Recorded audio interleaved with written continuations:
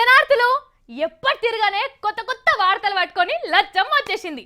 మరెందుకు late sure చేసేద్దాం. మీరు హెడ్లైన్స్ చూడరి. ప్రభుత్వ పథకాల పంచనామా పూర్తి. 5 ఎకరాల పొలం ఉంటే అసలుకే మోసం. పనితనం చురువు చేసిన కేసీఆర్ సార్ ఎమ్మెల్యే మంత్రుల జీతాలు పెంచుతారట. బతుకు తెరువు లేక జీవించిన రైతులు పానాలు తీసుకోవద్దని తీన్మార్ దండాలు. మూటా ముల్లే చదువుకున్న మల్లన్న సర్కారు పథకాల మీద ఫికర్. సిగాలూగుతున్న తెలుగు తమ్ముళ్ళు ఆపవశం కాక ఆగమాగమైన రైతులు. ఉరుకురుకొస్తున్న తుఫాను గండం రేపు పొద్మికి వరకల్లా నీటి గుండం. నిన్న నల్లగొండ, ఇయాల వరంగల్, రేపెక్కడబ్బా? అయ్యో మర్చిపోయినా, మళ్ళీ అడగాలే. నేను అయితందుకు కాదు, తెలుగుదేశం పోలు పోతున్నారని చెప్తున్నా. మీకు ఎరికే కదా, సైకిల్ పార్టీలు యాత్రలు చేస్తున్నారు, బస్సు యాత్రలు. గదే ముచ్చట పట్టుకొచ్చిన. నిన్ననంగా బస్ ఎక్కిర్రు. మరి సార్ల ప్రయాణం మంచిగా సాగుతున్నదో లేదో ఒక్కపారి మనం కూడా చూడాలి కదా. పరి ఎడదాకొచ్చిందో చూద్దాం. తెలుగుదేశం వల్ల బస్సు యాత్ర గమ్మత్ నడుస్తున్నది. నిన్న నల్లగొండకెళ్ళి సురువు చేసిండ్రు, సూర్యాపేట కాడ మీటింగ్ పెట్టిండ్రు. ఇక ఆడ ఎవరెవరు ఏమంటున్నారో ఒక్కసారి చూద్దాం. రేవంత్ రెడ్డి సారు, ఇక నువ్వు సురువు చేయి, ఏమంటున్నారు రైతులు? దళితులు రాలేదు కానీ ఈ రాష్ట్రానికి దళితుడు ముఖ్యమంత్రి అయ్యారు. అది కాదే, మీరు రైతులను పరామర్శిస్తాను పోయారు కదా, రైతులు మీతో ఏం చెప్పిర్రు అంటున్నా? ఎవరికైనా ఇళ్ల బిల్లులు వచ్చినాయా? ఎవరికైనా 8 గంటల కరెంట్ వస్తుందా? ఎవరికైనా రైతు రుణమాఫీ జరిగిందా? పెన్షన్లు 1000 రూపాయలు చేస్తా అన్నాడు, 1000 రూపాయల పెన్షన్ ఇస్తున్నాడా? మరి ఇంతకంటే తలమాసినోడు దరిద్రుడు ఎవడన్నా ఉంటాడా? ఊరిని పాడుగాను, రైతుల పరామర్శ తప్ప అంత చేసినట్టున్నారు కదా. కేసీఆర్ సార్ను ఎందుకే బదనాం చేస్తున్నారు అట్లా? ఎంత మంచిగా మాట్లాడతాడు సారు, మీకు తెలియదా? చెల్లని పైసలకు గీతలు ఎక్కువనట. ఎందుకు చెల్లనోని కూడా మాటలు ఎక్కువ. మీతో ఏమైతుందే కేసీఆర్ సార్ను ఎదుర్కొండు కష్టమే. అమ్మో, అంత పని చేస్తారా ఏంది? ఊకుంటాడా కేసీఆర్ సారు? నువ్వేటో మాట్లాడుతున్నావు సార్. మోతుకుపాలి సారు నమస్తే, నువ్వు చెప్పు 2 ముక్కలు. కాశీకి పోతామా, కన్యాకుమారి పోతామా? రాబోయే కాలంలో కేసీఆర్ టీఆర్ఎస్ ప్రభుత్వం యొక్క అంతు చూస్తామా? అవును, మంత్రి జగదీశ్వర్ రెడ్డి సార్ అన్నాడు కానీ మీరు ఓలే కదనే. ఏనాడన్నా దొరలు బతుకమ్మ టాంగారా? అప్పుడు ఏరేమని దుంపలేగా ఓసిని పాడుగాను, నువ్వు సర్కారు దుంపదెంచుతా అని పబ్లిక్ ను దుంపదేగా అని తిడుతున్నావు ఎందుకే? నువ్వొద్దు అయ్యా. ఎర్రబల్ దయాకర్ రావు సారు, నువ్వే చెప్పాలి రైతుల కష్టాల గురించి. ఉమ్మంటాడు ఎన్నికల ముందు ఏం చెప్తావు? ఛత్తీస్గఢ్ నుంచి కట్టెలు తెచ్చిన ఫోన్ చెప్తాడు. అన్నాడు కానీ అది అయ్యే పని కాదని మన ముఖ్యమంత్రి సార్ తెలియదా? గాయంత దానికి తప్పు పడతా అరే పట్టదు కదా. తెలంగాణ తెలుగుదేశం తమ్ముళ్ళు కూడా జంగు మోపు చేస్తున్నారు మెల్లగా. వీళ్ళదేం దాకా వస్తుందో కొనెళ్తుందా లేదా చూడాలి. మరి మన తెలంగాణ లీడర్లంతా కలిసి ఏదో మూట కట్టుకుంటున్నారట. ఈ పార్టీ ఆ పార్టీ అని ఏం లేదు, అన్ని పార్టీలలో కలిసి మస్తు మూట కట్టుకుంటున్నారట. ఏందో జరంత చెప్తే మేము కూడా మూట కట్టుకుంటాం కదా అని చూస్తున్నారా? గా మూటలకు మనసుంటోళ్ళు ఎంత దూరం ఉంటే అంత మంచిది. ఎందుకంటే అవి మామూలు మూటలు కావు, పాపపు మూటలు. తిలా పాపం తలా పిడికడు అన్నట్టు రైతుల పాపం అంతా పార్టీలోళ్ళు మూట కట్టుకుంటున్నారు. ఇంతకు ఎవరెవరు ఎంత మూట కట్టుకున్నారో చూస్తారా మీరు కూడా? ఆలస్యం ఎందుకు కానియూరి. అన్నున్నా అల్లున్నోట్ల శని ఉన్నట్టే ఉన్నది రైతుల పరిస్థితి. కరెంటు లేక, నీళ్లు లేక, పంటలు వండక, అప్పులు ఉట్టక, బ్యాంకోళ్ళు ఒప్పక మొత్తం బతుకులు చందనైనాయి. మన తెలంగాణ రాష్ట్రంలో ఏదైతే చూడొద్దు అనుకున్నామో గదే కనిపిస్తున్నది ఇప్పుడు. రైతు రాజు లెక్క బతకాలని కలగంటిమి, కానీ అదే చెట్టుకు యాలాడబడి కనిపిస్తున్నాడు. నిన్న ఒక్కటే రోజు 7 రైతులు జీవి తీసుకున్నారు. నల్లగొండ జిల్లాల 2, రంగారెడ్డి జిల్లాల 3, మెదక్ ఆదిలాబాద్ జిల్లాలలో ఒకరు. ఇట్లా ఒక్కటే రోజులో 7 పీనుగెళ్ళు వేసినాయి. ఈ పాపం ముమ్మాటికి రాజకీయ పార్టీలదే, అందులో ముత్యమంతా కూడా డౌట్ లేదు. Congress party, Telugu Desam party, TRS party రంగేదైనా రావణ కాష్టమైంది మాత్రం తెలంగాణ రైతులే. కాంగ్రెస్ వాళ్ళు భరోసా యాత్ర పెట్టిపోయినరు. ఎంతసేపు టీఆర్ఎస్ పార్టీ వాళ్ళే ఆగం చేసిండ్రు, కేసీఆర్ అబద్ధాలు చెప్తుండని అన్నారు. కానీ మన తెలంగాణ రాష్ట్రంలో కరెంటు కష్టాలకేని బయట పడదామని సర్కార్కు సలహాలు ఏమన్నా ఇచ్చిండ్రా? ఇయ్యరు. ఇక తెలుగుదేశం వాళ్ళు వీళ్ళు కూడా సేమ్ ఎండిపోయిన పంటను చూసి బాధితుని కంటే ఎక్కువ ఏడుస్తుంటారు. కరెంటు లేదని కేసీఆర్ సార్ సర్కార్ మీద కళ్ళెర చేస్తారు. సరే, కేసీఆర్ సార్కు కరెంటు తెచ్చుడు శాతనైతలేదు అనుకుందాం. మరి పక్కపొంటి రాష్ట్రంలో మన చంద్రబాబు సారే ఉండే ముఖ్యమంత్రి. ఆడికెళ్ళి జరంత కరెంట్ ఇవ్వమని అడుగుదామని సోయుండదు ఎందుకు? వీళ్ళిద్దరిది ఇట్లుంటే ఇక సర్కారు నడుపుతున్న కారు పార్టీ వాళ్ళది ఇంకా గమ్మతి వ్యవహారం. కరెంటు కష్టాలకు నీటి కష్టాలకు కాంగ్రెస్ తెలుగుదేశం పార్టీలదే పాపం అంటున్నారు. పాపం నోట్లే మన్నుపోయే పాపం ఎవరిదైనా రైతులు ఆత్మహత్యలు చేసుకుంటున్నది మీ సర్కారు వెళ్తున్నప్పుడే కదా. ఇట్లా ఎవ్వరి కాళ్ళు చెప్పులు నాయి కావు గొంగడి నాయి కావు అని పోతుంటే రైతులు ఆత్మహత్యలు చేసుకోకపోతే ఇంకేం చేసుకుంటారు చెప్పుండ్రి. ప్రతి పార్టీ అడ్డమైన రాజకీయమే చేయబట్టే. కాబట్టి రైతన్న, ఆత్మహత్య చేసుకోవాల్సింది నువ్వు కాదే, నిన్ను నమ్మించి మోసం చేసిన లీడర్లు చేసుకోవాలి. నిన్ను ఆదుకోలేకపోయిన రాజకీయ పార్టీ ఆత్మహత్య చేసుకోవాలి. నీ కష్టాన్ని కన్లారా చూసి కూడా కనికరించని ఖద్దరు బట్టల లీడర్లు వాళ్ళు చేసుకోవాలి ఆత్మహత్యలు. కానీ నువ్వు కాదే, నువ్వు మచ్చలేని చంద్రునివి. అన్ని రోజులు ఆదివారమే ఉంటాదే, సోమవారం కూడా వస్తుంటది. కాబట్టి జర్ర ఓపికే పట్టే, ఆత్మహత్య చేసుకోకు, పాపం పని అస్సలే చేయకు. నీకు కూడా మంచి రోజులు వస్తాయి ఎన్నడో ఒకనాడు. ఇది తీన్మార్ వార్తలోళ్ళు చేతులు జోడించి చెప్తున్న విజ్ఞప్తే. శుభవార్త మీకో నాకో కాదు, మనందరికీ శుభవార్తే. అర్జెంటుగా మిఠాయి దుకాణంలకు పోయి ఒక 1/2 కిలో మిఠాయి తెచ్చి మీ ఇంట్లోళ్ళంతా నోరు తీపియేసుకోర్రి. మరి మన లీడర్లకు శుభవార్త అంటే మనందరికీ శుభవార్త అన్నట్టే కదా. ఇంతకు గా శుభవార్త ఏందో చూస్తారా మీరు కూడా? మీరు వేసుకోర్రే, మనోళ్ళు జర ఆగమాగం అవుతున్నారు చూస్తందుకు. దసరా ఎల్లన్న తడాకా చూపిస్తాను కేసీఆర్ సార్ చెప్పే కదా, సురువు చేయనే చేసిండు పరిపాలన. అవినీతి లేకుండా పరిపాలన చేస్తేందుకు ముందుగాల ఎమ్మెల్యేలు ఎమ్మెల్సీలు మంత్రుల జీతాలు పెంచే కార్యం పెట్టుకున్నాడట. ఎందుకంటే ఎమ్మెల్యేలు ఎట్లున్నారు, గా తిరుపతికి పోతున్నాం సారో జర కాగితం రాసి రికమెండేషన్ అంటే పిఐతో అని చెప్పి పైసలు వసూలు చేస్తుండే. ఏ పని కావాలన్నా చేతులు చాపేది. అవినీతి ఏడికెళ్ళి సురువైతుందో తెలుసుకున్నట్టుండు మన ముఖ్యమంత్రి సారు. అందుకే ఎవ్వరికి చేయి చాపకుండా ముందుగాల ఎమ్మెల్యేలు మంత్రులకు జీతాలు పెంచాలనుకుంటున్నాడట. ఇప్పుడు ఒక్కొక్క ఎమ్మెల్యేకు ఏం తక్కువ నెలకు 95,000 రూపాయల దాకా వస్తుంది, జీతం గీతం అన్ని కలిపి. మంత్రులకైతే 150,000 దాకా వస్తున్నది. ఇక రేపు ఇది మార్చి ఒక్కొక్క ఎమ్మెల్యేకు నెలకు 2 లక్షల రూపాయలకు తక్కువ కాకుండా, మంత్రులకైతే 3 లక్షలకు తక్కువ కాకుండా జీతాలు అలవెన్సులు ఇస్తారట. ఇవ్వవలసిందే సార్. ఇంకా ఇవే కాదు, ఎవరైనా పబ్లిక్ సమస్యలు చెప్పుకుంటందుకు వస్తే వాళ్ళకింత షాయనీళ్ళు దాపేందుకు కూడా ఇన్ని ఎక్కువనే ఇయ్యండ్రి. అవినీతి లేకుండా ప్రజలకు సేవ చేయమని చెప్పుండ్రి. ఎవరన్నా జనం ఆపదివాడి వస్తే వాళ్ళకు ఉచితంగా సేవ చేయమనుండ్రి. ఏమైతే సార్, 5 ఏళ్లలో ఒక్కొక్క ఎమ్మెల్యేకు మా అంటే 1,20,00,000 రూపాయలు అందుతాయి.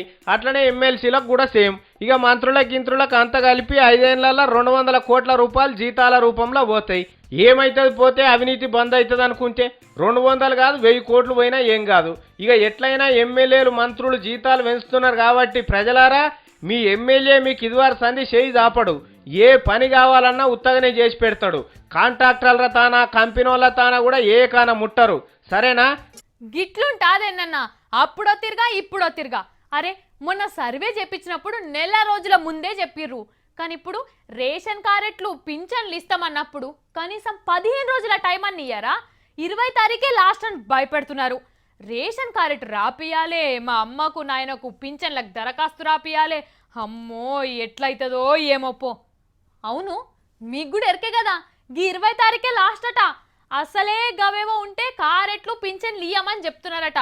మరి ఎవలెవరికి ఇస్తారో ఎవలెవరికి ఇయ్యారో అగో మా వాళ్ళు చెప్తున్నారు. అందరం చూద్దాం పారి. తయారైందులో సర్కార్ సరంజామా. పింఛన్లు ఎవరికి ఇవ్వాలి, రేషన్ కార్డు ఎవరిది కట్ చేయాలి అనేది మొత్తం తయారు చేసిండ్రట మన సర్కార్ వాళ్ళు లెక్క. ఇదివరదాకా ఉన్నట్టు ఎవరికి పడితే వాళ్ళకు పుట్నాలు బెల్లం లెక్క పథకాలు వంచుడు ఉండదు. ఎవరైతే అస్సలు ఆపదలు ఉన్నారో గాళ్ళకే ఇయ్యాలనుకుంటున్నది మన సర్కారు. 5 ఎకరాల చెలక భూమి ఉన్నదనుకో, లేకపోతే 2.5 ఎకరాల తరిపొలమే ఉన్నదనుకో, వాళ్ళకి పింఛనేందుకు, పంట పండుతుంది కదా, అందుకే వాళ్ళకి ఇయ్యారట. ఇక 3 రూమ్ల స్లాబ్ ఇల్లు ఉంటే కూడా డబుల్ బెడ్రూమ్ ఇల్లు రాదాళ్లకు. ఇంట్లో 2కి పింఛన్లు వస్తున్నాయి అనుకో, ఒకరికి కట్ చేస్తారు, ఒకరికే ఇస్తారట. ఇక 1000 రూపాయలలో 2 చదువుకోవాలన్నట్టు.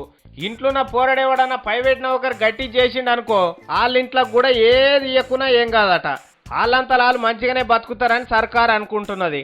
సర్కార్ కొలువు చేసి దిగిపోయిన వాళ్ళకు కూడా పింఛన్ గించిన్ ఏమి ఇయ్యరట. ఇక వికలాంగులు కూడా ఉంటే వాళ్ళు మళ్ళొక పారి పరీక్ష చేయించుకొని మేము వికలాంగులమే అని నిరూపించే కాగితం పెట్టి మళ్ళా దరఖాస్తు పెట్టుకోవాలన్నట్టు. అయితే ఇక ఇంట్లో ఎవరైనా అర్హులై ఉంటే ఈ 20 తారీఖు వరకల్లా మళ్ళా ఊరి పట్టువారితానికి పోయి దరఖాస్తు పెట్టుకోండి. ఈ నెలాఖరు వరకల్లా ఆఫీసర్లు మీ ఇంటికి వచ్చి మళ్ళీ ఎంక్వైరీ చేసి సర్వే చేసి మీరు చెప్పిందంత వాజివే అనుకుంటే అప్పుడు మీకు పింఛన్ ఇయ్యాలనా, ఇల్లు కట్టిపియాలనా, ఇంకేం చేయాలనేది ఆలోచన చేస్తారట. అగో మరి మొన్ననే గంత పెద్ద సర్వే చేసే దాంట్లో చూస్తే తెలియదా అని కూడా అనుకునేరు. ఆ సర్వే సంగతి సర్కారు కూడా అంతుపడతలేదట. అందుకే మళ్ళా ఇది చేస్తున్నారు. అయితే సర్కారు నుంచి ఏది కావాలన్నా ఆధార్ కార్డు మాత్రం తప్పకుండా ఉండాలన్నట. ఈ నెలలో ఒడిచిపోన్నట ఎక్కడిదక్కడ. అంత 10-15 రోజులే ఉండే ఏమవుతుందో ఏం కాదో అని భయపడకుండ్రి. సర్కారుకు లేని భయం మీకెందుకు చెప్పుండ్రి. కానీ ఈ దెబ్బకు నకిలీ పింఛన్లు, నకిలీ రేషన్ కార్డులు, నకిలీ ఇండ్లు మొత్తం పోతాయి అన్నట్టు. మీకు ఎరికే కదా, నేను ఇక్కడ వార్తలు చదివే ఉద్యోగమే కాదు, మా మళ్ళా నన్ను ఎంకులాడే ఉద్యోగం కూడా చేస్తున్నా అని. ఇక వాన్రి దొర ఏడున్నాడో ఏం చేస్తున్నాడో. ఏంది మళ్ళా నా ఏడుకోతున్నావు? ఏందో ముల్లే మూటే చదువుతున్నావు, ఏదో గావరైతున్నట్లున్నావు, ఏమైంది? ఇక అయిపోయింది, నా పని అయిపోయింది. ఇక అందరికి శనార్థి పెడుతున్నా, వెళ్ళిపోతున్నా. ఇక నీ పని సల్లగుండా ఏంది మళ్ళన్నా? అసలు ఏమైంది నీకు? ఇప్పుడు నువ్వు నౌకరు ఇడిచిపెట్టిపోయే ఆపత ఏమొచ్చింది చెప్పు. నౌకరు ఇడిచిపెట్టిపోతే ఈ వయసులో ఎట్లా బతుకుతావు ఏంది? ఇక నేను మా ఊరికి వెళ్ళిపోతున్నా లచ్చవా. ఆపత ఏందో అరుచుకుంటా అంటే చెప్పవేంది మళ్ళన్నా? నిన్న మన సర్కార్ ఏం చెప్పింది? 5 ఎకరాల శిల్క పొలం ఉన్నా, 2.5 ఎకరాల తరి పొలం ఉన్నా, స్లాబ్ ఇల్లున్నా, ప్రైవేట్ నౌకరున్నా పింఛన్ రాదు, రేషన్ కార్డు కూడా కట్ చేస్తారని చెప్పలే? చెప్పిండ్రు. అందులో నీకొచ్చే ఆపత ఏమున్నది అంట. మరి ఎవరికున్నది లచ్చవా? నేను ఊరిడిచిపెట్టి వచ్చి నేను నా ముసల్దానికి 2 మందం బుక్కెట్ బువ మందం సంపాదించుకోబడితే మీడ సంపాదించుకుంటున్నావు, మరి లేకపోతే 4 ఏళ్ళు లోపలికి ఎట్లా పోతాయి? అదే కదా సర్కార్ వాళ్ళు ఇప్పుడేమంటారు, ప్రైవేట్ కంపెనీల నౌకరీ చేసేటోళ్లకు రేషన్ కార్డు ఇయ్యము, బియ్యం ఇయ్యము, గ్యాస్ నూనె లేదు, ఉప్పు లేదు, పప్పు లేదు అని చెప్పబట్టే. ఇక మరి నేను ఇది చేసుకుంటుంటే నా కారెట్ పోతుంది, నా బియ్యం పోతాయి, అన్ని పోతాయా. అందుకే మా ముసల్దాన్ని తీసుకొని ఊరికి పోతా, ఆడ బర్రలో గొర్రెలో ఏదైనా కూలినాలు చేసుకొని బతుకుతా. ఏందే మళ్ళన్నా గట్ల మాట్లాడబడితివి? మేమంతా లేమా నీకు? నిన్ను గట్ల కానిస్తామా చెప్పు? అవసరమైతే పబ్లిక్ అందరం కలిసి మనిషికి రూపాయి జమ చేసి నీకు ఇస్తాం, నువ్వు వీడినే ఉండాలి. ఏంది లచ్చావా, మీరంతా పైసలు జమ చేసి నాకు ఇస్తారు, మంచిగానే ఉన్నది. మరి నేను ఏడ పెట్టుకోవాలి? గోచిలో పెట్టుకుందునా? బ్యాంకులు లేవానే మళ్ళన్నా? ఖాతాలో పైసలు వేసుకుంటే అవే ఉంటాయి. మా చెప్తివి ఏంది బ్యాంకు ఖాతా లేదా ఏంది నీకు? అయ్యో లచ్చావా, టీవీలలో చూస్తలేవా? అన్నిటికీ ఆధార్ కార్డే లింక్ పెడతారట. మంచిదే కదా, అట్లయితే దొంగోడెవడో దొరోడెవడో దొరకబట్టేయచ్చు కదా. ఆడ దొరకబట్టడం మెడలు ఇరుస్తారు. మళ్ళన్నా ఇది 3 మచ్చే, నువ్వు లేకపోతే మన తీర్మాన వార్తలు ఎవరు చదువుతారు? ఏం కావాలి మేమంతా? అంటే ఇప్పుడు మీ వార్తల గురించి నేను తినకుంటే అనుభోసుకోవన్నా? అట్లా కాదు గాని నా మాటిను, నీకు రేషన్ కార్డు ఇవ్వమని ముఖ్యమంత్రి సార్కు చెప్తాము. అమ్మో, ఆయననా అనర్హునికి కూడా పథకం దక్కనియడు. ఎట్లా చెప్తూ లొంగుతాడు ఈ ముసలోడు. ఇక వస్తలచ్చావా, ముసల్దాన్ని తీసుకొని ఎర్రబాస్ ఎక్కిపోవాలి. నాకు 30 కిలోల బియ్యం వస్తాయి, అవన్నీ నీకే ఇస్తతి. అరే ఇదేదో మంచిగా ఉన్నది కదా, ఈడ బియ్యం వస్తాయి, ఆడ జీతం వస్తుంది. ఉంటది లచ్చావా. అమ్మో ముసలోడు చూడు ఎన్ని కథలు పడుతున్నాడు. బియ్యం ఇస్తా అనగానే ఒప్పేసుకున్నాడు. హే నిన్ను కాదు మళ్ళన్నా, దాదా నువ్వు కొలువుకు వచ్చేసాయి, వచ్చినాక నీ సంగతి చెప్తా. అసలు నాకు తెలిసి అగో ఏదో మెసేజ్ వచ్చింది. ఏందో ఆగురి సౌతా. ఏంది అన్నా క్యాంటీన్ ఎలా ఉందా? నాకేవాళ్ళు పంపినది? నారా చంద్రబాబు అంటే చంద్రాల సార్ పంపిండు. నాకు చంద్రాల సార్ మెసేజ్ పెట్టిండా? ఆయన నాకెందుకు పెట్టిండు? మన తన అన్నా క్యాంటీన్లు ఎక్కడి? ఎవరికో పంపబోయి నాకు పంపినట్టున్నాడు. అయినా పొద్దుగాల కూడా గిట్లనే మా ఇంటి పక్క వాళ్ళకు కూడా ఏదో మెసేజ్ వచ్చిందట. అసలు ఇట్లా ఎందుకు వస్తున్నాయి? ఇన్నారుల్లో ఈ ముచ్చట హైటెక్ సీఎం చంద్రాలు సారు ఇకమతు.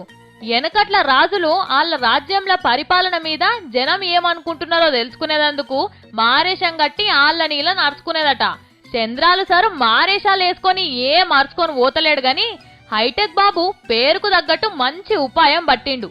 సర్కారు పథకాల మీద తెలుగుదేశం కార్యకర్తలకు సెల్ ఫోన్లల్లా మెసేజ్లు పంపుతారట. సర్కారు కొత్తగా పెట్టిన పథకాలు అంటే పింఛన్లు, గ్రూపుల లోన్లు, కరెంట్ అందరికి అందుతున్నదా, బడి పొరగాన్లు బల్లలకు చదువుకు పోతున్నారా, చెర్ల పొంటి బాయిల పొంటి ఈతలు కొడుతున్నారా, జన్మభూమి మా ఊరు పథకం నడుస్తున్నదా, నడిమిట్ల కూలవడ్డదా, అన్నా క్యాంటీన్లల్లో 5 రూపాయల భోజనం అయిన కాడికే పెడుతున్నారా అని సెల్లులకు మెసేజ్లు పంపించి వివరంగా అరుచుకుంటాడట. అరుచుకునుడే కాదు, సర్కారు పెట్టిన పథకాలను జనం దగ్గరకు పోయి, ఏం వెంకటేశ్వర్లు రోజుకి ఎన్ని మాటలు తింటున్నావు, ఏందే సుబ్బారావు సుస్థి చేస్తుందని చెప్పినావు, ఎన్టీఆర్ ఆరోగ్యశ్రీ పథకం ఉన్నది దవాఖానకు అని కార్యకర్తలు చెప్పాలనట. ఇటు తెలంగాణలోనేమో అధికార పార్టీకి ఆకర్ష్ పథకం అమలు కాకుంటే ఎట్లా చూడాలే, ఏ ఎమ్మెల్యే జర అటు ఇటు ఊగులాడుతున్నాడు అన్న వివరాలను తెలుసుకుంటాడట.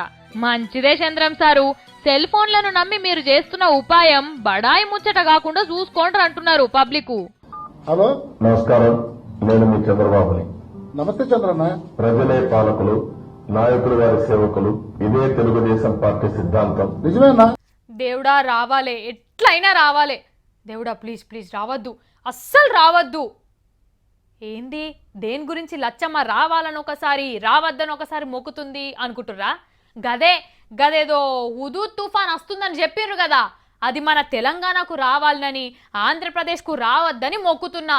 ఎందుకట్లా అంటే అక్కడ వాళ్ళకి అదొద్దు, ఇక్కడ మనకు కావాలి, అందుకే అట్లా మొక్కుతున్నా. ఇక ఏం అనుమానం లేదుల్లా, ఐతారం పొద్దుకే వరకల్లా మన తెలంగాణ జిల్లాలో తడిసి ముద్దవుడు ఖాయం.